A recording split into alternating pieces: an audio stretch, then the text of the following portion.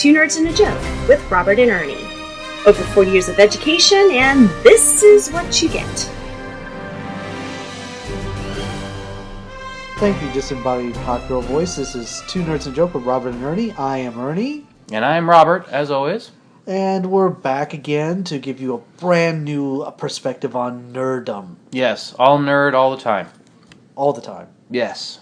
And one of the big things for me this week is my kids are gone to camp, and we talked about doing this for a bit, but I'd love to talk just briefly this first part of the podcast about kids. You have a kid, I have a kid, and raising kids nerd. We've mentioned it a couple times, we never really talked about it. Yeah. How to do it right. Well, is there really a right way to do it? There's a wrong way for sure. Yes. There is a wrong way. So yes. While there may not be one right way, there's definitely some things you want to avoid.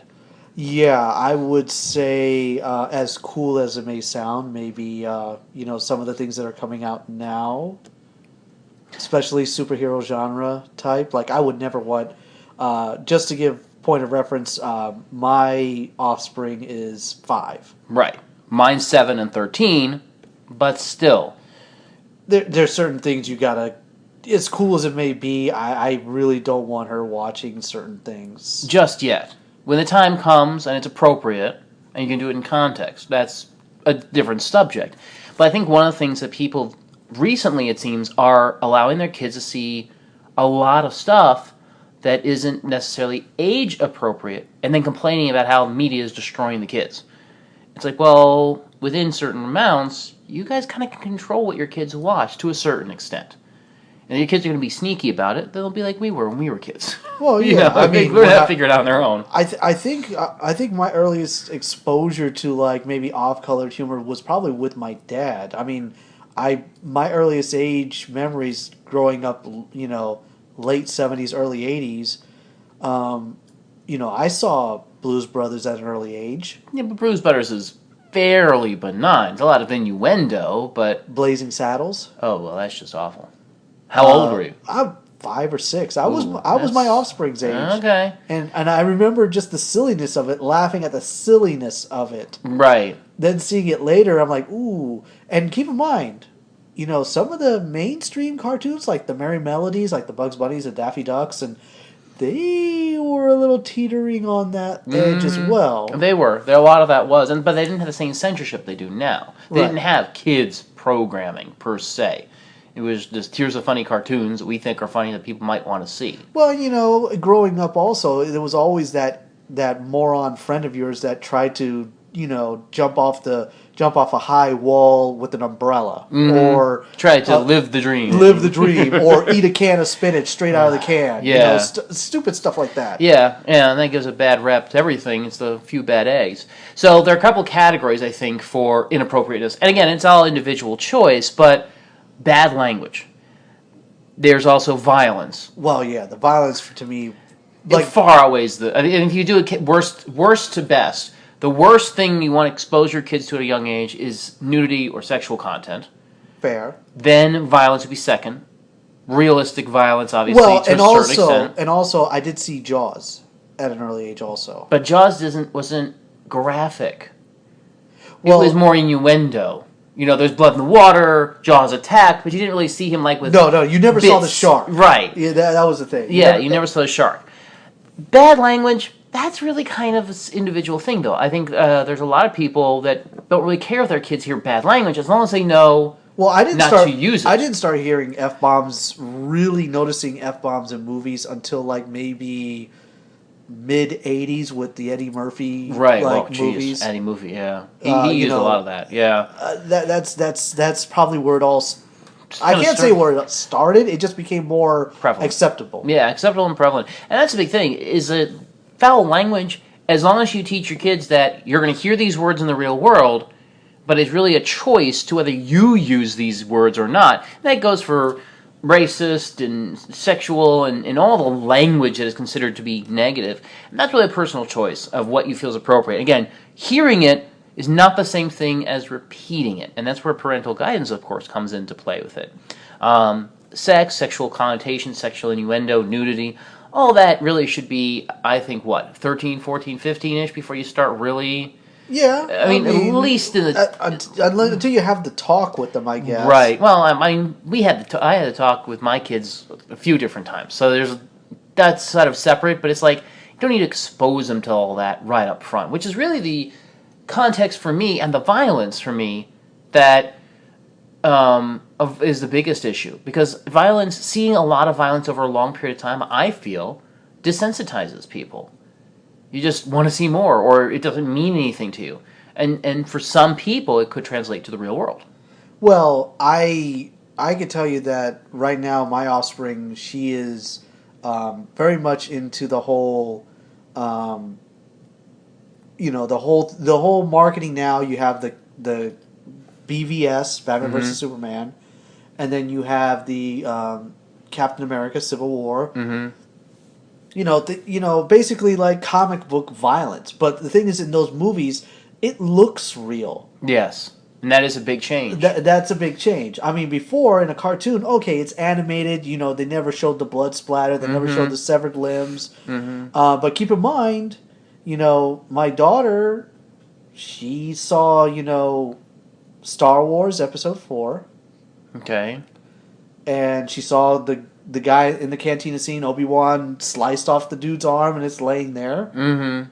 That didn't really catch her attention. What caught her attention, be honest with you, was in Episode 3 when she saw Obi-Wan and Anakin dueling, and Obi-Wan took off the legs and the arm, and then he got on fire. And that was pretty graphic. Yeah. That was pretty graphic. And I know, and again, it's important to the story to a certain extent of why Darth Vader's Darth Vader. Why he's in the suit, what's that all about? Yeah. So for that, it's contextually, but... And I would have, and trust me, I did not want her to see the prequels. We saw Episode 4. She loved it. She saw Empire, my favorite movie. She fell in love with it, and her mind blew the minute Darth Vader said, "No, I am your father." Daddy, why? How is he? Do you want to see how he became Darth Vader? I had to put the movie in. So we had to watch that, and we watched how he became Darth Vader. Blew her mind that Anakin's best friend cut off his arms and his legs, and then set him on fire. It's pretty dramatic. But if that's her biggest violent moment, it's meant to be a climactic, violent moment. Yes. Casual violence is more my concern. Like Reservoir Dogs. Well, go the other extreme. It's violence for violence sake. You didn't even have to go Reservoir Dogs. I'd say Deadpool. I would never want her to watch Deadpool at this age. Well, right. My son's 13. I won't let him watch it. You know what's even and I pre-watched this because she saw it in her Netflix queue, was the Wonder Woman cartoon. And that's pretty violent, too. Is it really? Yes, a lot of beheading. Really? Yes, a lot of heads being lopped off. Jeez. Yes. Would not have expected that from Wonder Woman. But is it Amazonian? Like classic back in the day with the shield and the sword and the whole thing? Wonder Woman? Because I've never seen those. It's the new one. Really? She still has a sword? Yeah, she's the made of clay and all that other stuff. Yeah. And, Hippolyta, I think it's her mother's name. Yeah, the goddess of wisdom and something. She ends up beheading her son, who's the son of Ares, the god of war, and then there's a whole lot of Greek mythology, which is really cool for me as an adult, but not really kid appropriate. But for my because she now sees Wonder Woman as an equal to Superman, and when I grew up, Superman was at the top, and Wonder Woman was like a 1A or a 1B. And that's just the way it was. She didn't fly on her own. She didn't have super strength. She had the lasso. She had the bulletproof bracelets and the invisible jet. Yeah, I mean, again, I think they made her more powerful to kind of compete in this world, somewhere between Batman and Superman. I think she's in the middle, but definitely not the apex. But Superman in this universe they're creating is kind of not the true Superman in the sense that he's not at full power yet. Right. You know what I'm saying? Right. He's young, learning. He's upstart, he's still young. He's only been doing it for a couple of years. Plus, he's very emo. He is very emo. Yeah, he is emo. I'm okay with that. But yeah, I think it works. I think the classic, Donner and that last run, Superman. What was it? Superman Returns. Yeah, Superman Returns. Yeah. Where everyone just open arms. It's Superman. I kind of like this. Yeah, it's a little bit different view. And the problem is that my daughter doesn't understand it. So she kind of saw some parts of Man of Steel, but she couldn't understand it. So to her, it was like a lot of like visual stuff, but she couldn't understand the story. Right. Well, and that's a part of it too. Is you don't want to confuse a kid with stories they don't understand. Yeah. So you got to go to their age level with that. But she did pick up on, and I don't know if anybody else out there has seen this, but DC apparently, well, DC Animation hits it out of the park. Yeah. They have a cartoon that's just the heroes, just the females, and they're all in high school. Huh. Even some of the villains, Really? they're all in high school, and they're not really villains. Right. They're kind of like just mean. classmates. Yeah. They have their own little attitudes. That's cool. I think I heard about that. I have not seen it. Is it good though? I mean, I watched it. Yeah. It's watchable. I mean, as a parent, you kind of want to be there to hear what they're, what your child's watching, and Sure. kinda be Yeah, there yeah, to yeah. see their reaction. Yeah. But she's totally engrossed by it, and okay, fine, it's superheroes, but like the other alternatives, there's like Monster High, which is about monsters, or Descendants, which is like the kids of the princesses, and how is that? I thought that was supposed to be pretty good. the live action one is more tolerable than the animated one. Really? Yeah. They're all kind of campy. Yeah, very campy, very predictable. I mean, you're watching, you're like, oh my gosh, I already know what's going to happen. But you realize the target audience is... Yeah, people who would be surprised by it. Yes. They're seeing it for the first time, not the 100th. Yeah. Well, that's a big thing with a lot of the TV shows for kids is a lot of them are predictable. So from an adult perspective, it's like, oh my god, and again. For the kids, it's the first time. So you got to kind of build that in context. I mean, my daughter is really into, and she's 7, and she's into Peanuts cartoons. Which Peanuts? The old Peanuts. No, like which era? Like from like the 60s? No, not the comics, like the cartoon show. Oh, from the 80s. Yeah, the run of the 80s. 80s. Yeah, Okay. so she's all into that recently. She's been watching that like nuts. She's just obsessed with it, which is cool. It's kind of weird. Those were kind of like the movies. I remember going to see when Charlie Brown was like, it's a great race, Charlie Brown or something like that, where he's like at camp and they have to build the boats. That got kind of dark too. A lot of get dark because Charlie Brown's a kind of the helpless fool sometimes to a certain No, extent. I thought he was manic depressive. Oh, that could be true. I mean, he fails so much at life that that would bring about some depression. The redhead girl, Yeah. Lucy, who apparently has a crush on him but keeps like torturing him with the football. Peppermint Patty. Do you think she's a boy? Dude, because she Oh, yeah. liked Charlie. She liked Charlie Brown. Oh, she did too. Yeah, but what's her name had a thing for her. Marcy. Marcy, You're talking yeah. about the friend. Yeah. Now Marcy, I Yeah. can believe, had a thing for Peppermint Yeah, Patty. yeah. Kept calling her Sir. Sir. Yeah. But that's one of those shows that's like still as dark, but it's like But then I'm trying to think of like other things that I used to watch when I was my daughter's age. Merry Melodies, like I said, cartoon violence. The Roadrunner.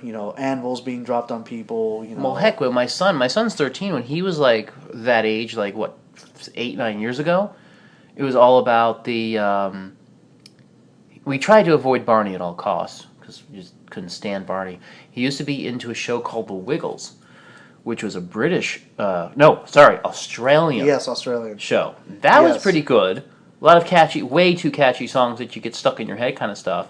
So there were some live shows like Sesame Street, Yes. things like that. They're little live Some kid shows. things in Sesame Street were kind of... Well, they did those on purpose, though. They were purposely, like when Mr. Hooper died. They did this whole dealing with death thing. And the whole Snuffleupagus thing, which I think they ended up killing recently. Yeah, they killed him off, I thought. I don't know if they killed him off or he just went away or something. Because he was Big Bird's imaginary friend. Well, right, but they had a whole episode with people believing that, the Snuffleupagus wasn't real, and then he ended up being real, and that whole thing. So they tried to deal with some real issues. I mean, they dealt with divorce and a whole bunch of stuff. So, but there's a difference between adult subject matter being done on purpose to show a lesson, to learn something from, and handling it in an appropriate manner, versus, again, going back to Deadpool, just, blah, this is it. I'm dating a girl the evening, and, a hooker with a heart, as I've mentioned before, and that's the story. It's a very different scenario. It's not built for kids to see. It's not built for that. And we went to the movie to see it, and when we saw it in theaters, we saw kids that were way too young to be in there. But again, it's the parents' decision. But it's still like, really, can't wait a couple years for them to see it. It's not that big a deal. Like, would you say something like PG-13, like maybe the little shock and horror things? Like, I still haven't allowed her to watch anything scary. Like, but keep in mind, to me, Stephen King's It was scary. That is scary, though.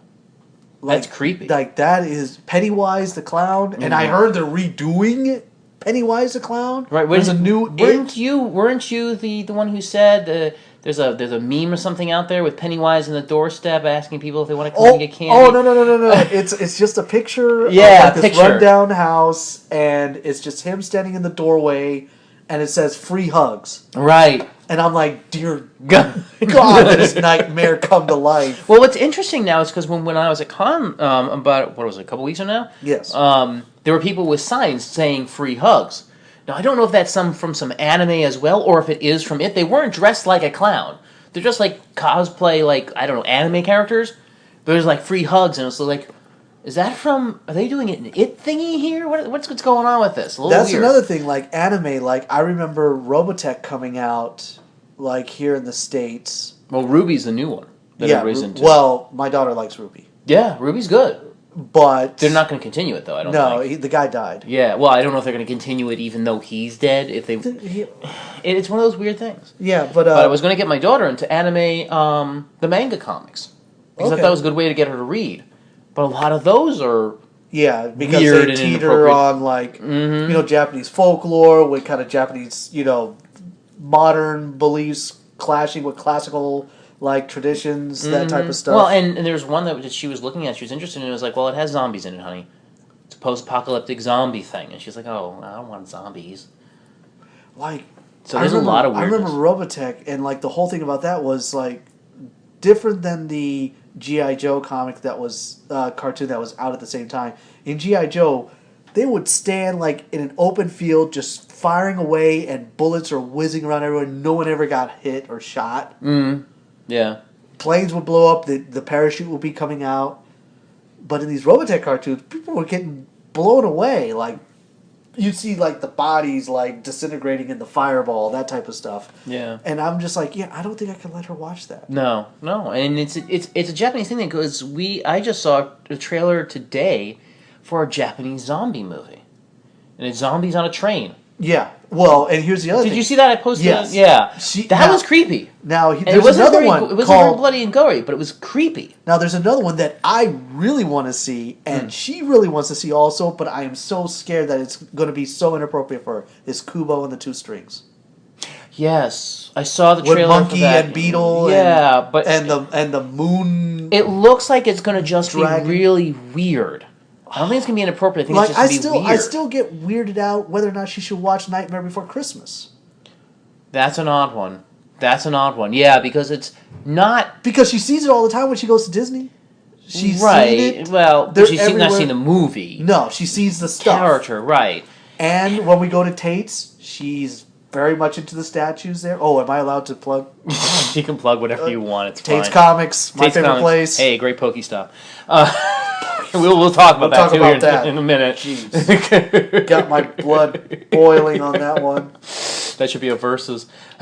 To go or not to go. Oh, no. We'll do that later.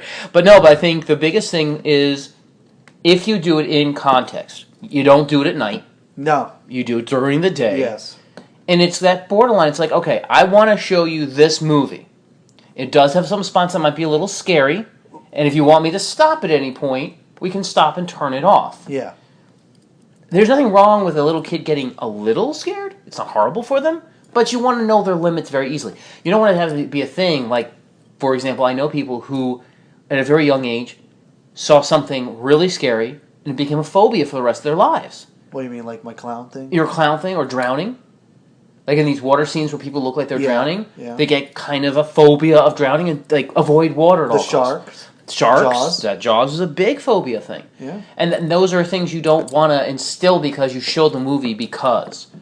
And you have to be kind of conscious and emotional situations, even like for Planet of the Apes, for example, the new ones, not the old ones, where he's the little baby monkey. Yeah. That can get emotional. And Toy Story for God's sake. Toy Story, jeez, Pixar. So we saw Finding Dory, and she got a little emotional at times. In that. My daughter enjoyed that more than the original.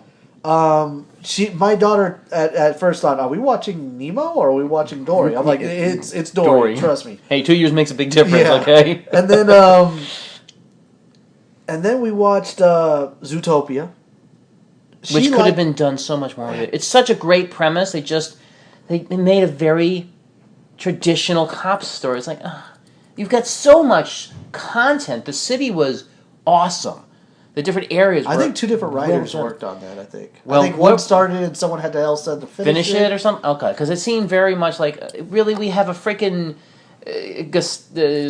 Italian style mafioso bull flop. Like seriously. Is this where you're going to go with it? You could have made it actually interesting, you know? No, the one thing about it, like you said about fear, like I didn't see the movie before we saw it. So we went there like both of us. Zootopia. Okay. And there's the one scene where it's the Black Panther gets like shot and like goes wild.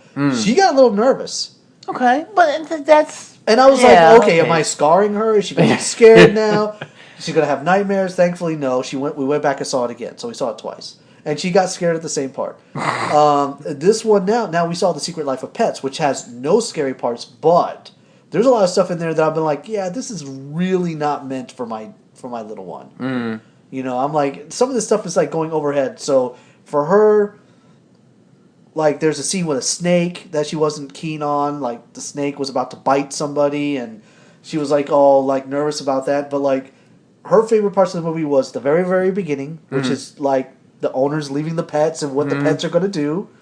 And then at the very, very, very end, when the owners came back home and then the pets like had to like clean up whatever they were doing, you know, and cover up. And how would you rate that movie? Because it has just come out, so a C. Yeah, I'd say if you could see it like at $1 movie theater with your kids, you're better off doing it like that. Not worth spending your money on? No, or wait for like a special. It's sad. It's supposed to be such. It was supposed to be so. Dude, you look at the list of people who signed on for well, it. that's what I'm saying. Yeah, it's an all-star cast. Yeah, Dana Carvey is in it. Yeah, it's crazy. It's Louis sad. C.K. Louis is fantastic. He's an awesome humorist. Yeah, you have Albert Brooks. Mm-hmm. He's in it. That's crazy. He plays the Falcon or Hawk or something like that, and I'm like, wait a minute, I know that voice. And, you know, it's kind of like, wow, they could have done so much more, but it was all about, like, you know, I guess the premise was mainly geared toward, like, teenagers, I'm thinking. And the best clips really were the trailers that we saw. Really? Yeah. You saw all the good scenes in saw all the good That's scenes horrible in when they trailers. do that. That's horrible when they do that. All right, so I think that's a great thing, and we're going to transition into that. So the next thing we're going to do is a versus, and that will be Go or Not to Go, Pokemon Go. Oh, my gosh. All right, so let's get into that next.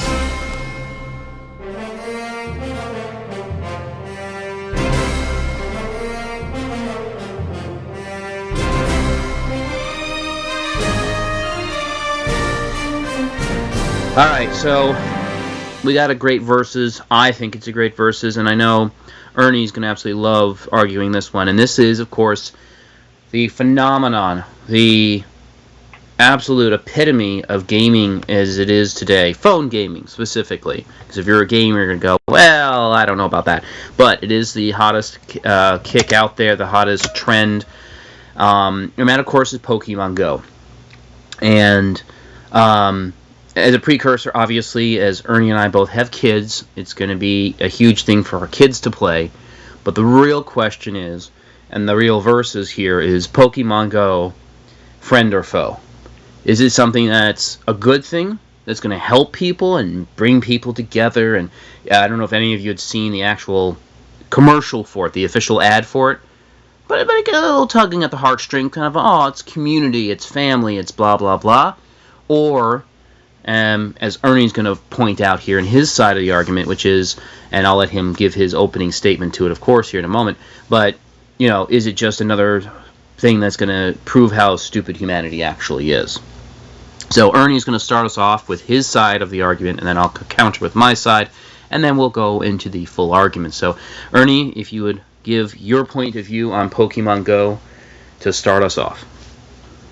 Well, my thing about Pokemon Go is, for one, I am not a Pokemon fan, but I'm also not against it. I understand it has a following.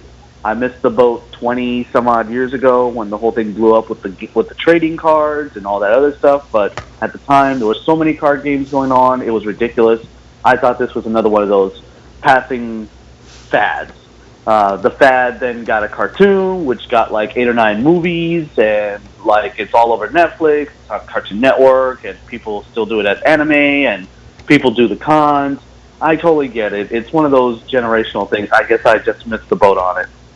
Not my thing. So when I heard about Pokemon Go, I was like, okay, another way for them to, of course, feed the machine. No one's really going to follow this thing. Like, the whole idea of it is you're going to download this free app, and then, of course, they're going to make a mint off of you buying stuff through the app, just like every other formula right now for mobile gaming.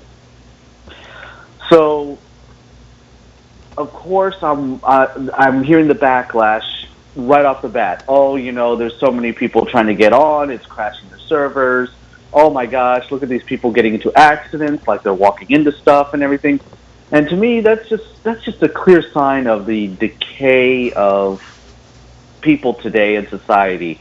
You could disguise it as anything you want and to give it legitimacy. To be honest with you, this is just a complete ridiculous thing.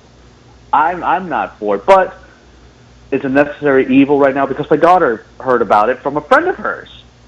And so now it's on my phone. And I think it's cute as heck that she's walking around, my house with my phone trying to catch Pokemon. I totally get it. Like, it's a cute thing for kids. Adults, however, that's where I have the issue.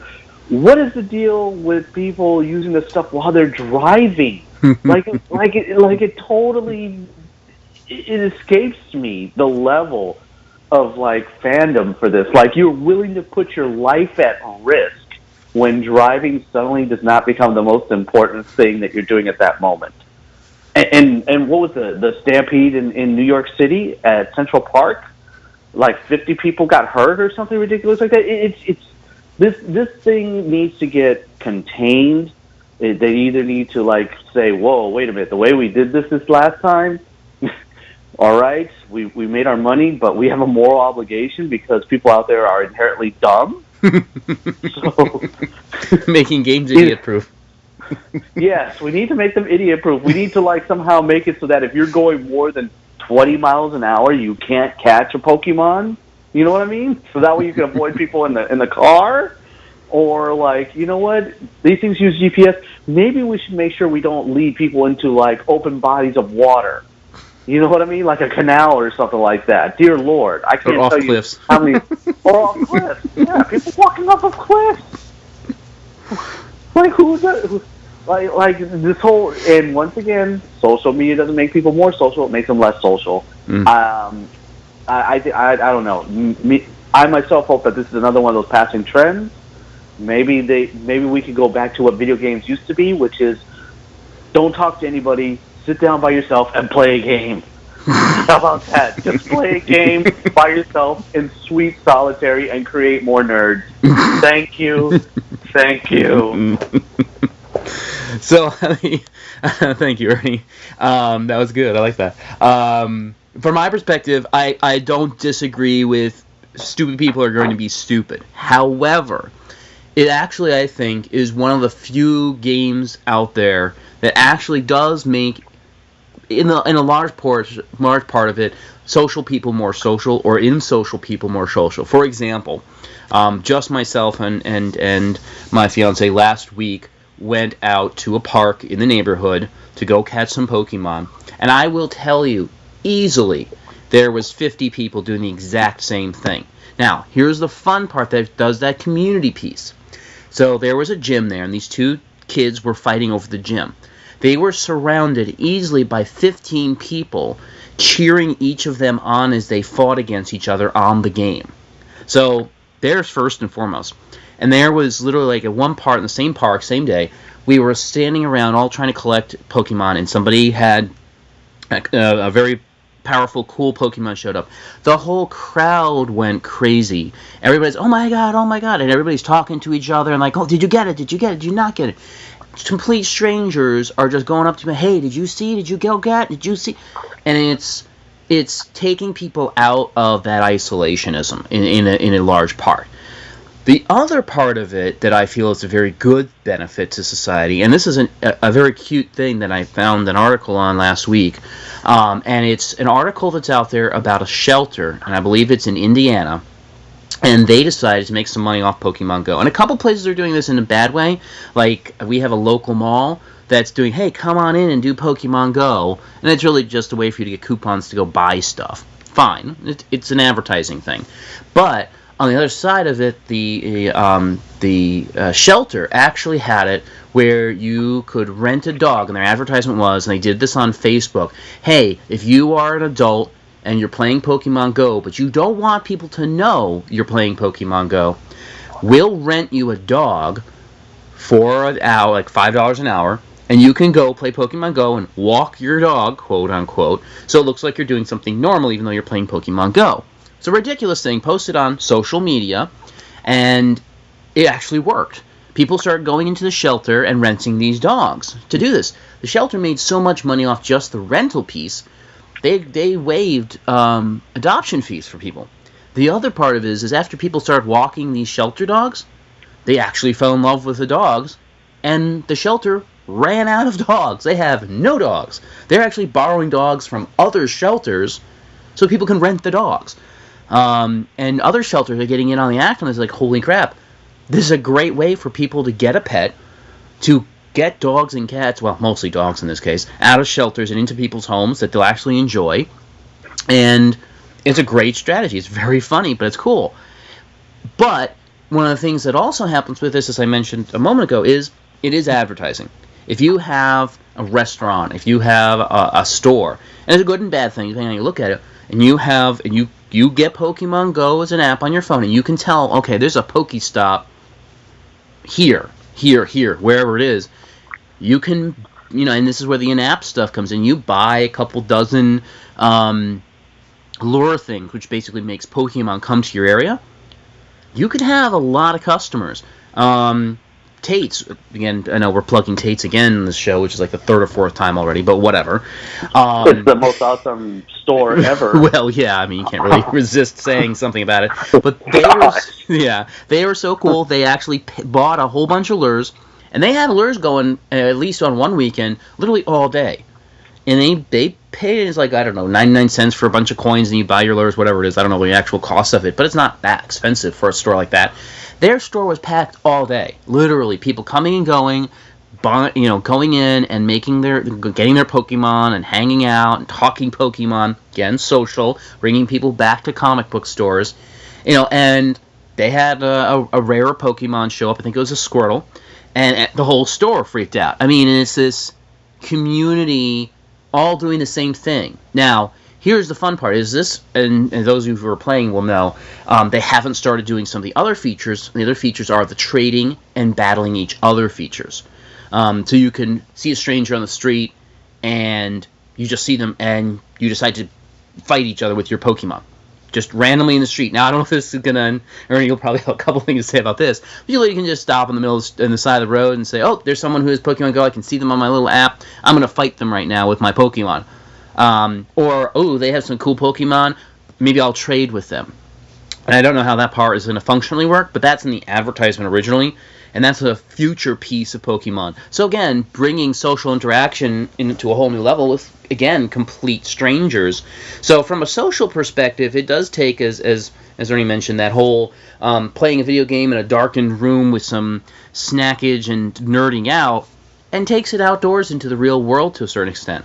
Now, stupid people will do what stupid people do, and make, of course, issues come up. So that's kind of where I'm coming from with the Pokemon Go piece myself.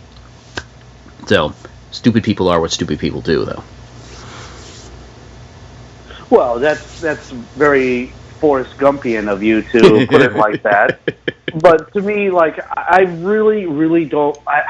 And unfortunately, people of like reasonable sense, like myself, we're basically watching this from afar, basically saying, "Oh my gosh, look at all these people. Look at what they're doing." Like they could, like, this was their way to get outside. Was they had to be tricked into going outside to do this?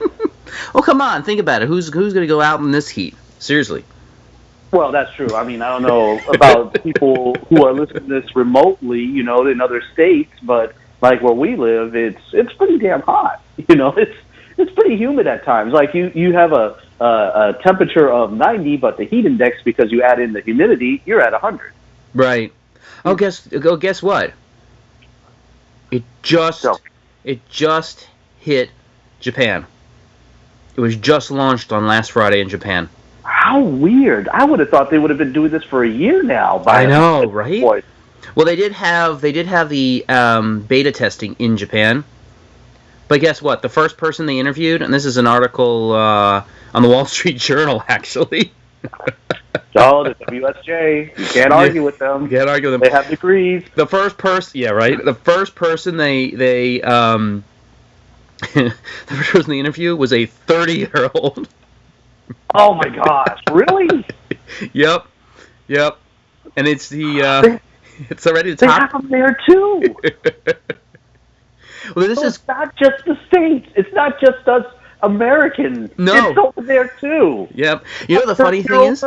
The funny thing is they had this T-shirt, or no, it was a meme I saw online, and it had Black Ops, and it said intended audience, teenagers, adults, actual audience, 7-year-old kids, Pokemon Go, intended audience, 7-year-old kids, actual audience, 30-year-olds. Yeah. Marketing gone wrong.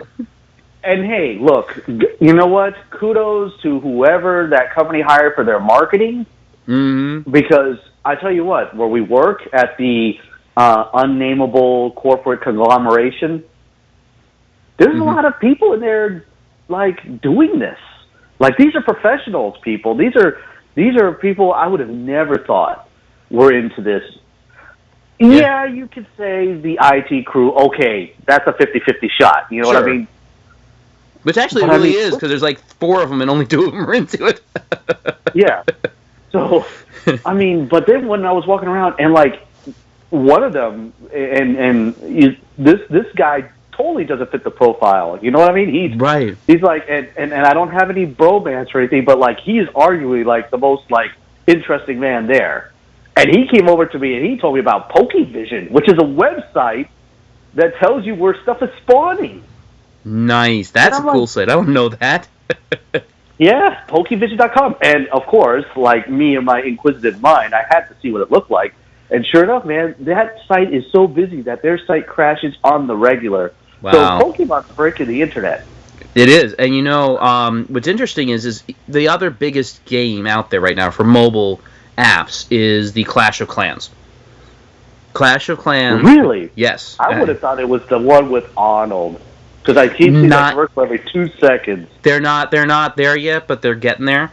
But the biggest one right now is called Clash of Clans, and it's a Finnish creator. I don't know if you knew that, who created that game, and it's worth $2.3 billion. Okay, last year. Oh my God! Off a free app. Yes. That's what I try to tell my parents, who were last generation, mm-hmm. and I mean they saw the whole video console thing, so they understood that it's a box, you plug into your TV, you play a game. This one with mobile gaming, where the game itself is free, you don't understand how you make money. And I had to explain to them, well, if you get in the game, then you want to buy this other stuff, and they're like, why would you want to buy the other stuff? I'm like, I know, that's what makes it crazy. And here's the crazy part. So that's the biggest one. It's $2.3 billion. You know what Pokemon Go is on its way to earning? Oh gosh! You ready for this number? And this tell me so I could dislike it more. $4 billion. And why not? Because we're idiots.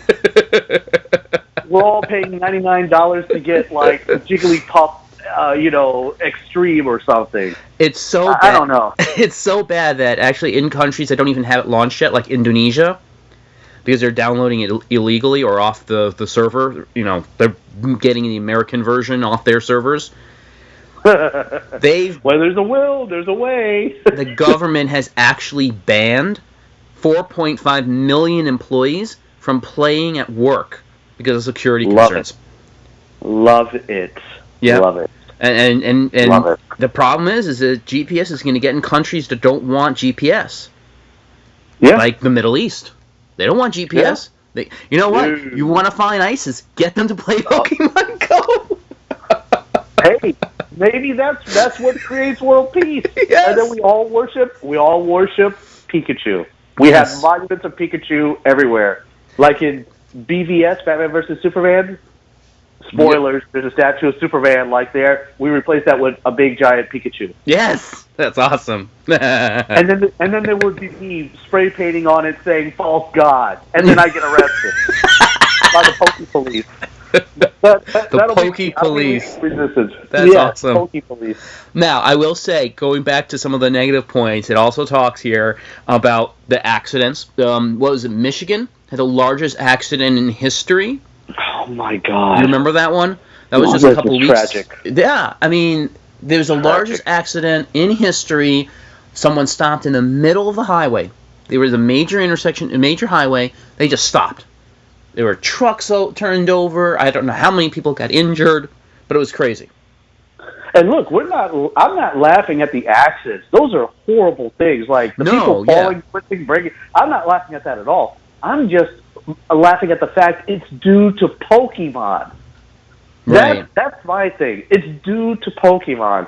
Yeah, and the funny thing is that actually the company, I don't know how you pronounce it, Niantic, whatever. I think it's Niantic or something like that. Niantic. I can see. Yeah, that makes sense. They actually have an online forum so you can flag problems because not only the driving thing, but some of these places that Pokemon are generating, even gyms and things, are in private property, nuclear power plants, minefields, like in Bosnia and stuff. Well, here's the other part. Like, I was talking about this with other, like, outside observers of this. And one of the things that came up was, look, if I heard stories about people getting knocks on their door because their place has a rare Pokemon or a Pokemon they want, and they're like, look, heaven help that person that knocks on my door about Pokemon. And I was like, wow, really? And they said, oh yes, like it's all about my privacy at home. And that's the other part. Like, did they even like stop to think, you know what? Maybe we need to rethink where the random spawning thing comes out, that algorithm. Mm-hmm. Like, I would love people to like, yeah, I'd love to see what that looks like, right? yeah, oh my gosh. That's got to be awesome. Like, that's some serious nerd science right there. And kudos to the guy who wrote this. I hope he got his cut. I hope he's not like the guy. Who was it? Who was the guy the guy who invented text messaging? He didn't patent or do anything like that. And look at that poor guy. I He's know. probably kicking himself in the teeth. That's the worst thing, I think, right? Yeah. Yeah. The guy who created text messaging didn't patent it, didn't trademark it, didn't do anything. He just like, oh, I think I may have come up, and he published it. You know, this is the way you can transmit messages, written messages. And all these cell phone companies were like, mine. Yep. Yeah, that's crazy. And Nintendo looks like they're going to do 2 more games on this face. Looks like they're going to try and do Fire Emblem, which is a RPG game. Uh-huh. And you ready for this one? Because I know you know what this is. Oh, God. Animal Crossing. Oh, Jesus. Really? Really? Yeah. Oh, my gosh. Yeah, they're talking by March next year. They're going to have those. Oh, my gosh. Yes, there might be a Pokemon theme park in the near future. Oh, my God. No. Do not let this happen. Please, whoever's listening, do not let Pokemon take over the world. It's as bad as... Oh, could you imagine if Nintendo and Disney got together?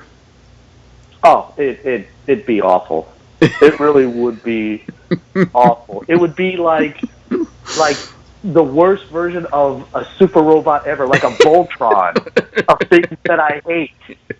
You know, it'd be all that wrapped up into one, and I'll be like, oh crap, we're all going to be praying to the idol that is Pikachu and all that other stuff, and oh. It would be the end of the world as we know it. But I tell you what, dude, and here's the positive side of all of this. Even though it would be by its side, you'd be like, hey, I'd rather be pet than food, you know? Well, that's true, too. No, but the cool thing of all of this is, if that Nintendo and Pokemon got together as an offshoot of that, could you imagine the comics and the pure nerd stuff they'd always wanted to see come to movies and television, that they would just say, oh, sure, we'll do all of it now. We'll do every comic you wanted to see ever. All the R-rated stuff, all the extreme stuff. It doesn't matter. We can't lose money. We can't lose money. That's true. They can't lose it. They really can't. Even when they come up with a bad idea, they still make a mint. Yeah. That's the fun part of the whole thing. And they're talking now that they're going to come out with a new console next March. And if they come... if I was Nintendo, I would say screw the hardware and consoles. Let's just keep doing this app thing. Like, let Apple and Samsung and them spend billions of R&D on new hardware platforms. Just do what Sega did. I mean, Sega doesn't make consoles anymore, but they're still relevant in the game world. Yeah. Well, the cool thing is that if they do make a console, it could be integrated in some form with the smartphone apps. So I'm going to have another device in my living room. Yes. Is what you're saying. Yes. Wonderful. I get this. I have. All right. So the whole trend was getting all that stuff out. We're going to create really thin TVs so that way you can save space. You can put it up on a wall, hide the cables, so that way you don't have ugly furniture anymore, right? And you can have more space. Yep. And then they put. Now you're asking me to get another box. I have right now in my living room. I have, and I'm sad to say this. I still have a PS3. Yeah. I still have a cable box. Okay. All right. And there's a whole bunch of wires just for that. And I understand it's supposed to be just an HDMI going up and a power cable, but it's not. You know, it's a whole bunch of cables laying back there. And I'm like, oh, so you're asking me to get another box so that way I could do other things. It's just out of control. I don't know. I still say stop with building more hardware and consoles, make everything virtual and everything smart. Put it on the interwebs or in the cloud or wherever the heck they do it. Do you know how much? Do you know how much Nintendo is actually worth right now? Total? Oh, tell me. Please tell me. You ready? Go ahead. $42.5 billion. And a company that at one point was almost worth nothing. And they sold nothing. Their trading record. They broke a single-day trading record in Tokyo last Friday. This is last Friday. $4.5 billion worth of stock was traded, and it's now sitting ahead. You just mentioned them, of Sony. Oh, they just took over. And I'm all about the Sony brand too, except for my smartphone devices and everything. I know. I'm sorry, but I think Sony's a really good maker of cameras and TVs and stuff like that. Yeah, they make great quality stuff. A little expensive, but worth the money. They'll last for frickin' ever. But yeah, Tokyo is actually doing every single, and here's where it gets worse, right? Because we know that the only thing worse for a gamer than playing more games is we know they eat junk food, right? That is true. Top of the list of junk food in any country is what franchise? Top of the list of horrible food. I mean, no matter what you say. Worst one. Worst one? Yeah. Frito-Lay? No, I'm talking franchise. Oh, McDonald's. Yes! 3,000 McDonald's in Japan are going to now be gyms. Every single one of them is going to be a gym. I tell you what, and consumers, we're just going to, like cattle, moo or bath. We'll walk it. We'll walk into the meat grinder. That's all I'm saying. It's like that Pink Floyd video. Kids just falling into the meat grinder. That's going to be us pretty soon. Oh, it's going to be bad. Just like the Google glasses and all that other nonsense, this is going to pick on. This is going to take off, and I'm sad to say the decline of civilization as I know it. I'm just hoping that my daughter does not fall for the marketing behind all this. And it has launched in Europe too. And they did the big launch. The big launch. It's now global. You can go to almost any European country and go play Pokemon. You can go to Rome. Can you imagine? You're going to Rome and you're going to go see the Colosseum, and people are walking around with their phones. Yeah, how awful is that? You're in a city that arguably created world history, like world civilization as we know it may have spawned from there, and you're gonna walk around trying to find a Snorlax? Yes, you know, isn't that awful? Oh man! And the funny thing is think of this. This might be an interesting side effect of Pokemon Go going global, or at least multinational. Love to see the trend of airline tickets and international travel. People wanting to play it while they're traveling. Yeah. Ridiculous. Yeah. Because here's the theory. Here's the rumor, and I don't know how true this is or not. But the concept is that even though you can catch all the regular Pokemon in every part when they launch it, there's legendary Pokemon. And the legendary Pokemon are like one per state. But some are going to be so rare, it's going to be one per country. So if you want Pokemon XYZ, you have to go to Switzerland to go get it. Well, that would work in Europe. Right. Because countries are so smashed together that you could just hop a train and hit them all if you wanted to. Yeah. And it's talking that it's actually Pokemon Go is going to surpass Twitter in daily activity usage. Ooh. Twitter. It's not there yet. Ooh. But it's what? Close. People laughed at me because I remember when Twitter first hit, it was very underground. Like a lot of athletes were using Twitter. Mm-hmm. And I heard about it. I'm like, so I don't get it. I get to only say like one sentence. Like, what can you cover in that one sentence? But then it blew up. Mm-hmm. And that's the funny thing is that it exploded, and you're like, what the frick happened? Yeah, how did this happen? Like, everyone has Twitter. Like, I was expecting one day for my parents to ask me what Twitter was. It wasn't until, like, we started seeing it, like, on, like, regular shows, like the news, like CBS, ABC, NBC, and news anchors were saying, hi, I'm so-and-so, my Twitter handle is blah, blah, blah, and they would show it at the bottom of the screen. Mm-hmm. And my parents asked me what that was all about. I'm like, well, if you really like this person, then you can go on to this program and you can follow them, and anytime they post something, you'll know it.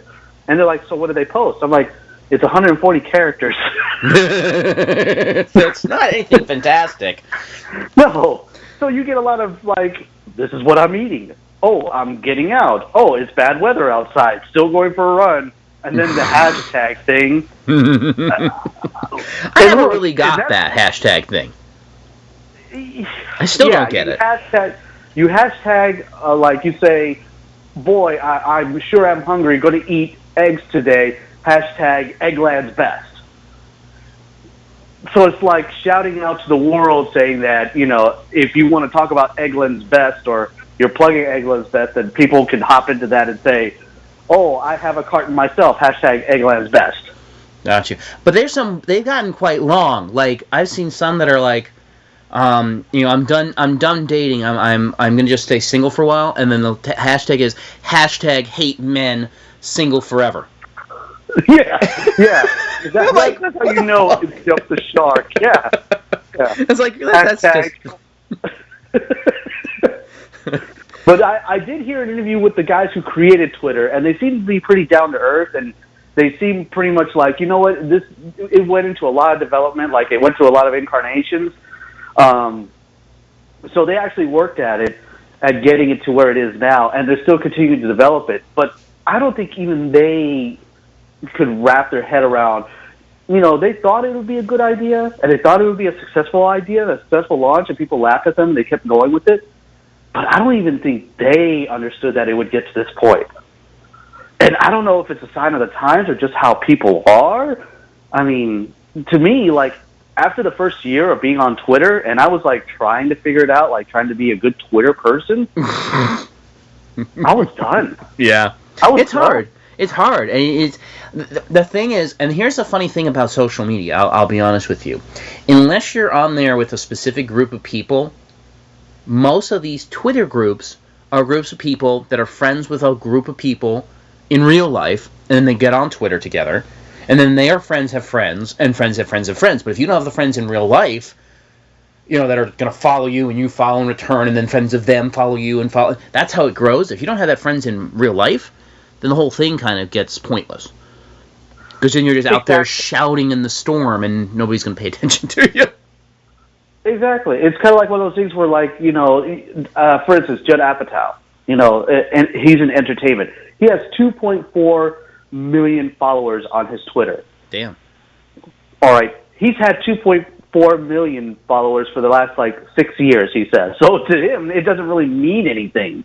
So it's not like it's one of those ever-expanding things. Right. You do hit a finalized point in some respects.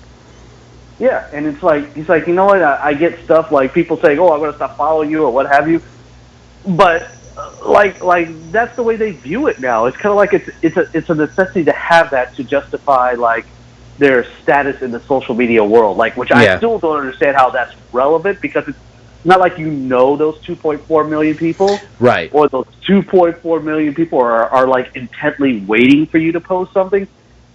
It's very strange, and I don't want anyone to stop following us, because we do have a Twitter feed ourselves. Well, but here's the thing.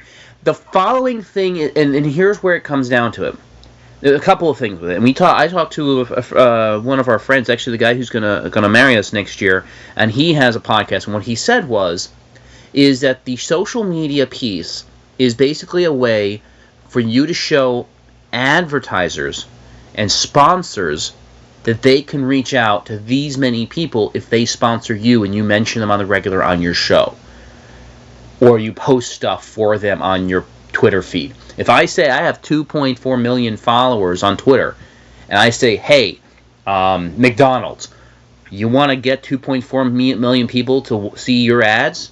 Guaranteed, because they're already following me.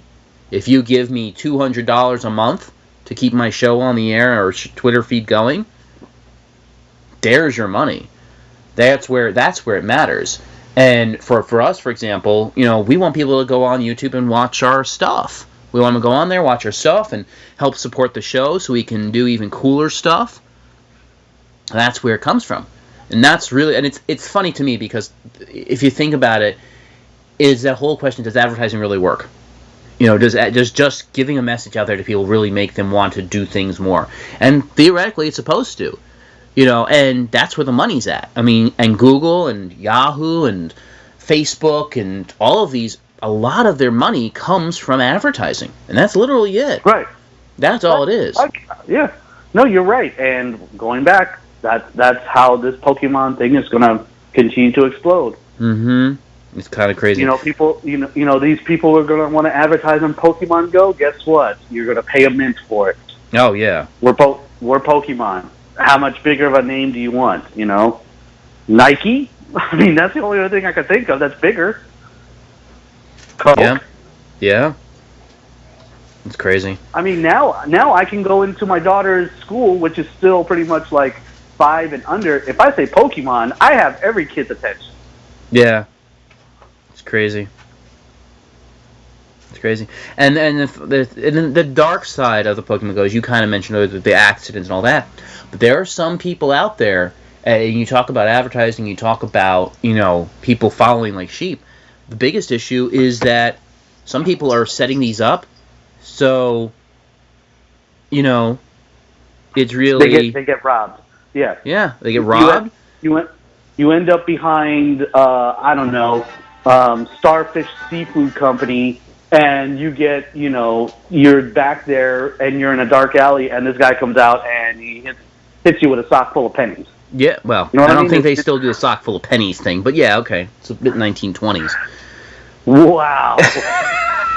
Hey, let me just wail on you with a sock full of pennies. Let's see how long you last. All right. Fair enough. That's fair enough on that point. 1920s, huh? 1920s, huh? How's that feel? That's awful. Oh, Well, physical violence against you is always a good laugh. oh, geez, thanks. As long as you videotape it and put it on Twitter and YouTube, we'll be fine. We need more followers. We need more followers, and if a beating of me gets us more followers, then how can you not do that? Well, that's true. I mean, look at all those guys that I'm going to ride this bicycle off the roof of my house, and they get like 2 million followers. You're ridiculous. I'm ridiculous. Well, well, people in general, but you at this particular moment. But I mean, okay, so let's conclude this nonsense before we go until there's more beatings of me, which as much fun as that is. Yeah. In conclusion, I feel, from my perspective, that while there is a dark side, as there is to everything, I think that in general, broad terms, Pokemon Go, as long as stupid people stop being stupid, or here's even better, which will never happen, or if enough people fall off cliffs from it that are stupid, that we kind of like what's his name?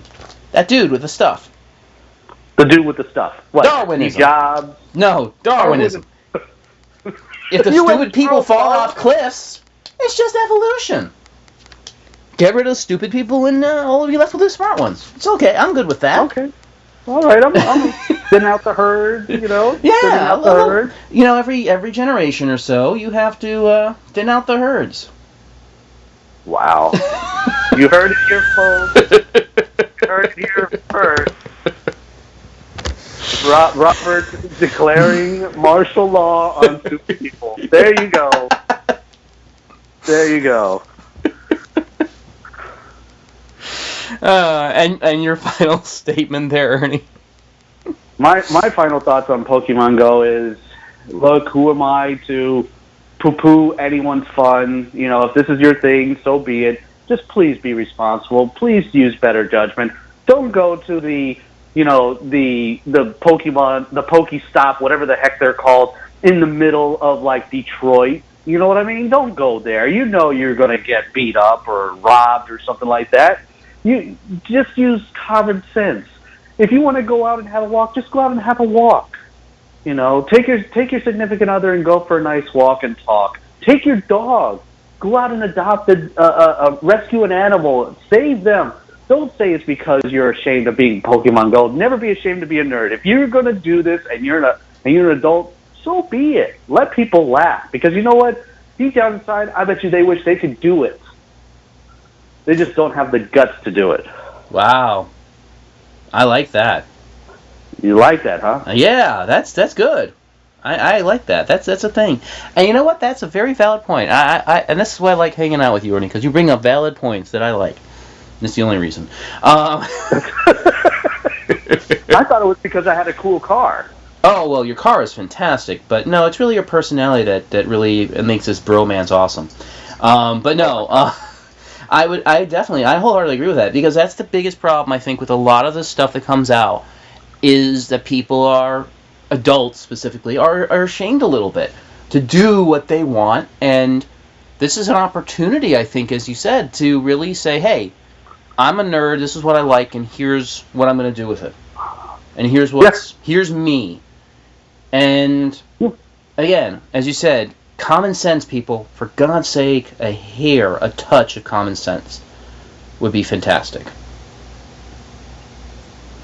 So, I think that does it, dude. I think we're good. I hope we got lots of feedback on this, because I think this is a great topic. I think there's lots of pros and cons that I hope a lot of people will get, and that we'll hear a lot of things from our wonderful listeners. Yes, and if anyone wants to come on and talk about this subject or any of the other ones we bring up, we're free to do interviews. Just let us know a date and time. You don't have to. I mean, we would like to meet you like face to face. You know, that'd be great. We can all like do a hangout or something like that, or do a remote somewhere, maybe like our local comic book store. Yeah. Or you know, so you know, any excuse to get out and like on the last panel that we were on, if anyone's watched it, when we were on with JLS Comics and the crew, like I forgot who it was. I think it was Justin, who writes on comicbook.com, a good source for comic book news, by the way. Oh, yeah. Plug. He was saying, you know what, I could do this forever. Like, it reminds me of going to the comic book stores when I was a kid and talking with my friends about this stuff. You could be there all day. Mm-hmm. I love talking about this stuff, so please come on down and shout out or something. Yes, definitely. And again, Twitter, Facebook, email us even. We have two nerds a joke at gmail.com. That's a great place to reach out to us. We check that regularly. You know, we Pinterest, all the different sites. Definitely message us. You know, Facebook, we're on there. Two Nerds. We just changed our name, which I'm proud of. Two Nerds is our first name. A Joke, which I think is a great last name. Two Nerds a Joke is our Facebook name, so you can find us even easier now on Facebook. We have a page, we have a site. You Facebook Messenger us. We have Facebook Messenger for it, and we'll be more than happy to have a conversation and set up a time to do an interview, because we like interviewing other nerds. It's a fun time. Yes. Yes. All right. Well, Ernie, I think that does it for us for this lovely week. Have a great week and weekend, everybody. And if you will give us the great and glorious honors as always. Peace out, everyone.